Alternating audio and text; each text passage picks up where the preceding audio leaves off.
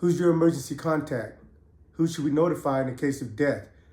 Welcome to the USP, where I spent the last 2+ decades of my life. You know, every year before, not now, now it's all messed up.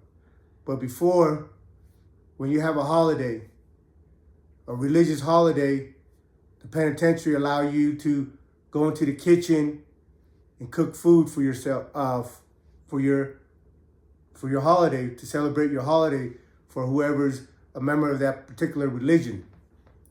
Well, in around February, we do a Buddhist meal. So all the homies that are signed up as Buddhists as part of the religion, they show up and we cook a meal for them. You know, before when I was in Lompoc, it used to be a big thing. You know, they allow us to get, different vegetables and different meat that we don't usually have in the penitentiary. There used to be a budget for us to be able to cook our religious meal. But right now, they stripped all that away from us.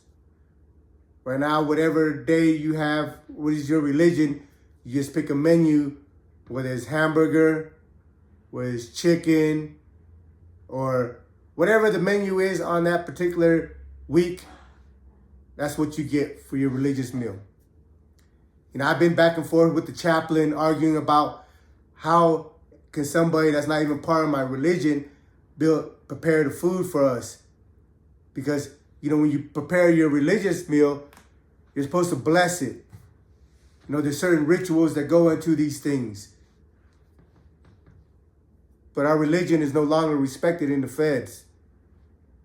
And these chaplains that sign up for these things, they don't fight for us, for the right for us to worship the way we're supposed to worship. But anyway, on this particular day, some of the homies went back there, spent all day cooking the meal. We cooked a lot of food, just whatever is in the kitchen, they gave us access to it. So they made teriyaki chicken, they made pork and cabbage, they made fried rice, fried noodles. Some of the homies that are on the yard with us knew how to cook pretty good. And we picked the ones that knew how to cook, and they slave away in the kitchen for the rest of us. Well, on this day, I couldn't go to the kitchen. I'm out running the poker table on the yard.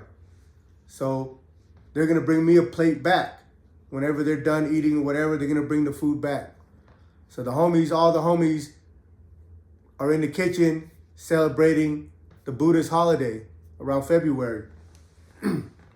I can't really tell you exactly what that day is, right? But it might be associated with Sundara Buddha's birthday or the day that he achieved enlightenment. But the homies cook a big ass feast and they're all in there eating or whatever. Well, when yard recall comes in, yard recall is around 3 o'clock, 3:30, where they pull you back into the unit. Everybody's got to return back to their housing unit, and they lock you in at 4 o'clock for a 4 o'clock count. So when I come back off the yard, the homies should already been back in the unit. The ones that live in my unit should already be back in my unit already, but they're not. So a couple people came up to me and like, hey man, your homeboy's over there in a standoff with the police in the kitchen. So I'm like, yeah. It's like, for what? This is our food that we cook. We cook plenty of food.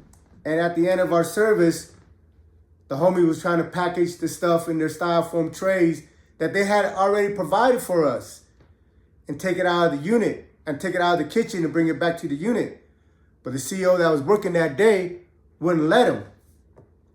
Every other time before this, we've always been allowed to take what leftover we got and return it back to the unit and take it back to the unit. But you get some CEOs that want to enforce their authority and do what they want to do depending on how they feel that day. So the issue was the homie was trying to take the food out of the kitchen and bring it back to the unit, the leftovers that we've cooked. And the CEOs wouldn't let him. So the homies bucked. They all stood up and there's a little standoff. Well, I'm not there. So I'm I'm on the yard running my poker table. But when I come back in, one of the homie, his name is Keck. He's a Laos homie from Alaska. I'm like, hey, what's going on? I said, what's up with the homie? Oh, they're over there in the standoff with the police over the food. I said, yeah.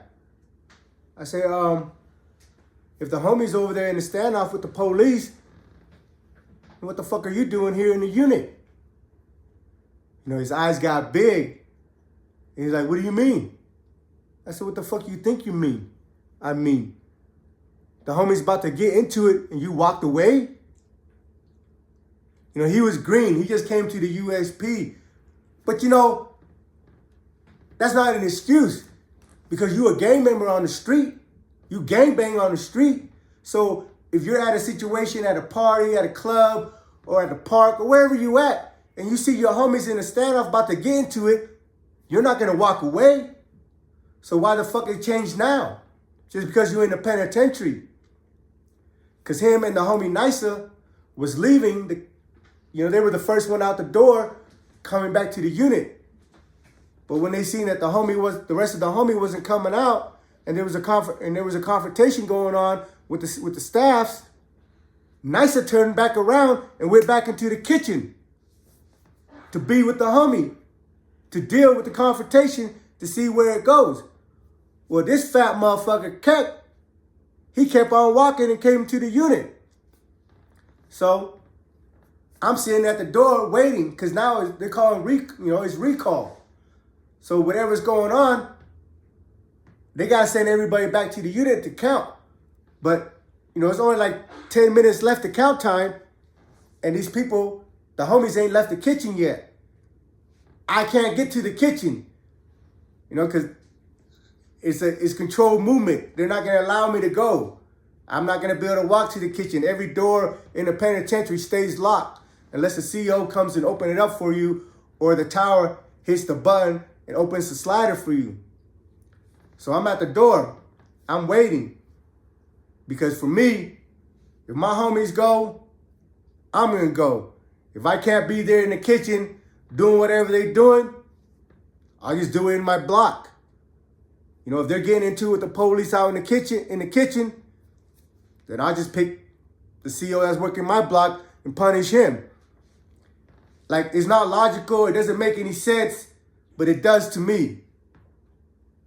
And I'm retarded like that. Like, there's a lot of things that I feel adamantly about that I have no choice but to do what the things that I believe I'm supposed to do, regardless of the consequences.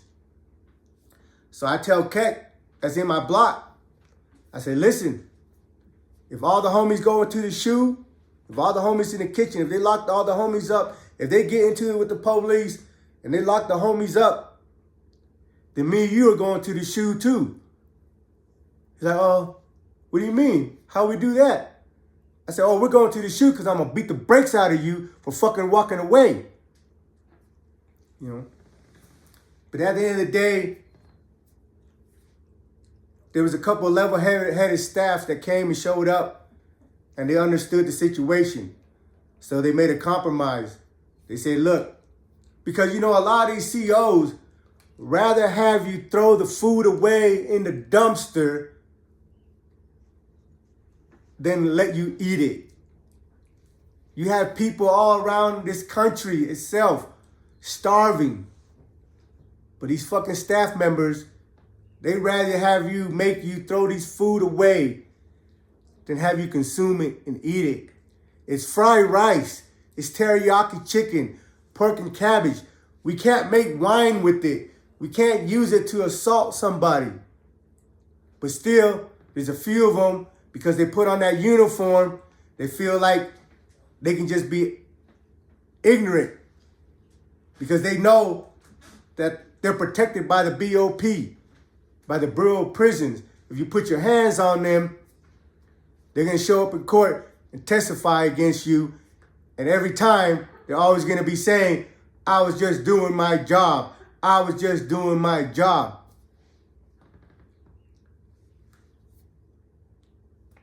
You know, I end up with 8 extra years because somebody was just doing their job, right?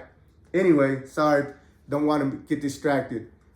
But fortunately, there was a couple of CEOs that came that was level-headed, and they compromised with the homie, and they said, all right, look, since this dude right here, this other dude boy CEO right here, already said, you guys can't take your food back to the unit. We don't want to, you know, they want to feel like they support each other, so they don't want to make a call that disregards whatever this dude boy CEO already said. So the compromise was, we'll give you guys styrofoam tray, we'll let you guys package it up, and we'll hold it for you. So when you guys come back from dinner, you guys can eat it again. And the homies agreed to do that. But a lot of homies had some issues about the way everything went down. Like Dana, he's supposed to have been the spokesman for us. But when all this thing transpired, he didn't say anything. You know, it took the other homies that stood up, that didn't want to fucking give up their food and throw their food away, to, you know, that stood up, and then all the other homies backed their play. But that left a bad taste in people's mouth, the way Dana was supposed, you know, operated.